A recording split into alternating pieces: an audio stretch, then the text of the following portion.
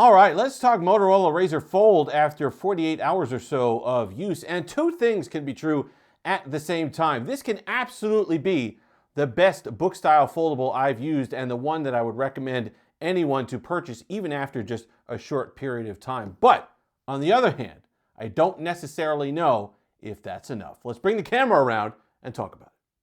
All right, we're back, and here it is in hand, the Razr Fold. Really nice piece of hardware. I don't mind the fact that the camera protrudes in the back. We'll talk about the camera system in a moment.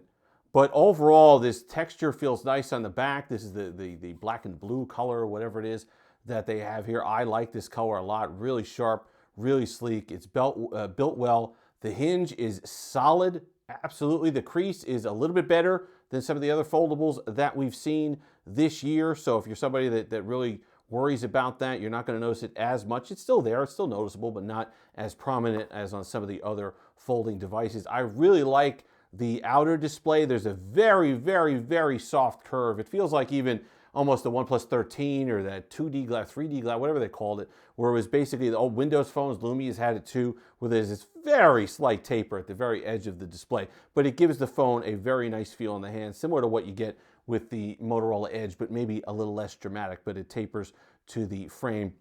But really nice overall. Not the thinnest foldable, certainly not the lightest foldable, but I do believe that this is still the one that I'd recommend to people.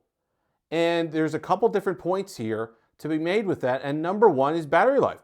Don't try to tell me that battery life isn't as important as it is. The 6,000 milliamp hour silicon carbon battery absolutely makes a difference on this device. If with moderate use, this is a 2-day device without breaking a sweat, you're not going to have to worry about it. I like a foldable that I could open up. See, this is 66%. I used this all day yesterday. No problems using it again today, and I don't have a smidge of battery anxiety. I like a foldable that if you're going to give me a gorgeous 8.1-inch internal display, let me use it. I don't have to worry about, well, whether I use it a little bit or I'm wearing out on a battery or anything like that. This is a massive battery. Battery life from day one is significantly better than any book style foldable I've used.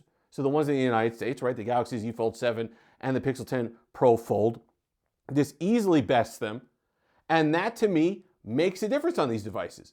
If I'm paying $1,900, which we'll talk about in a moment, I want to be able to get the usage of it. And that doesn't mean that I just want to be stuck on the 6.6-inch external 1080p display all day.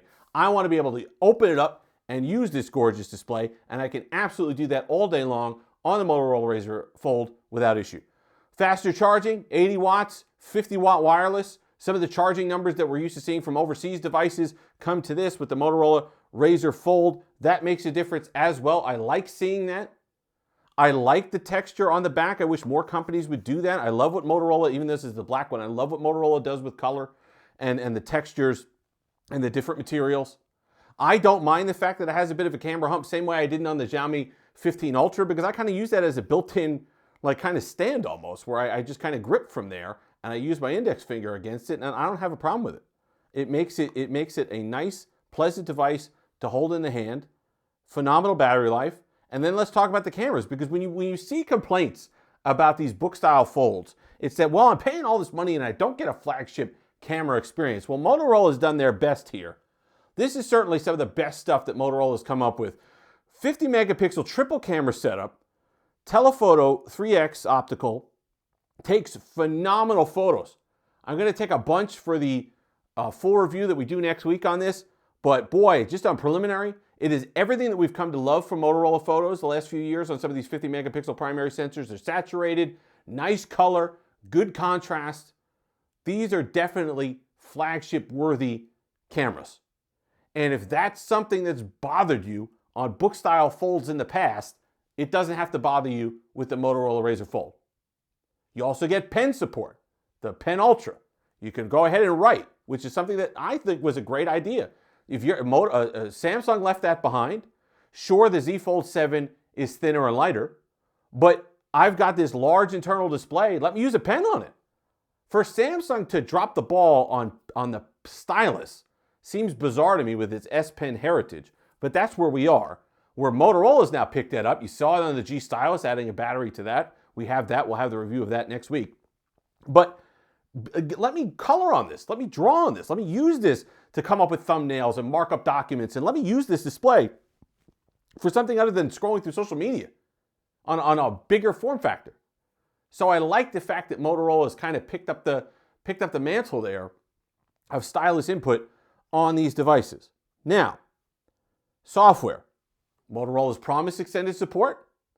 We don't really know what that looks like, right? We promised support before on devices. It's not as bad as it used to be. So got to be fair.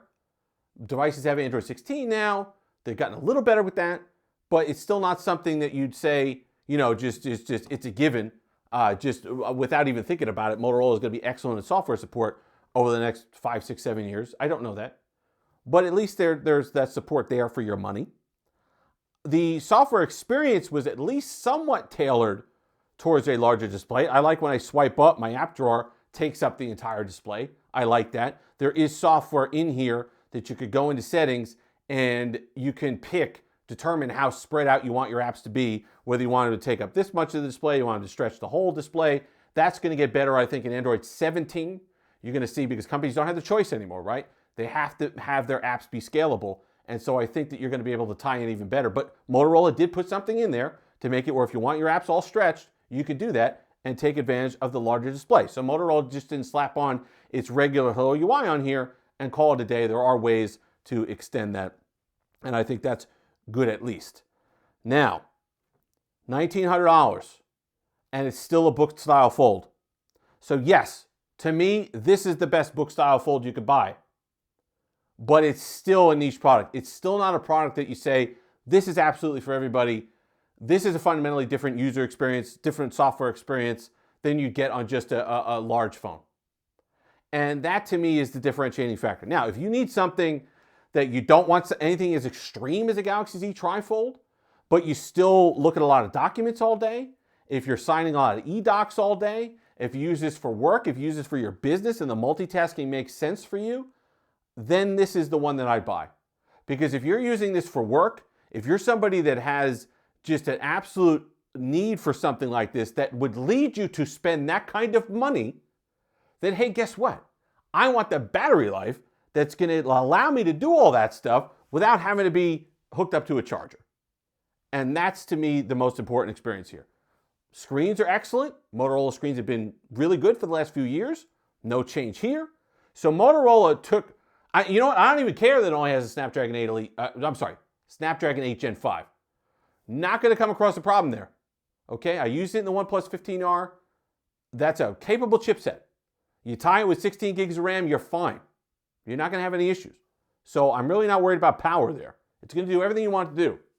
So if you're telling me that this is if you need one of these devices and you've got in your brain that you're going to be spending close to $2,000 and you have a use case for the larger internal display that is more than just scrolling social media and watching YouTube videos, you do work on here. You need to multitask. You need a decent multitasking experience where you kind of have multiple apps open at once for email and your calendar and you're pulling information from documents and you got to put it into stuff.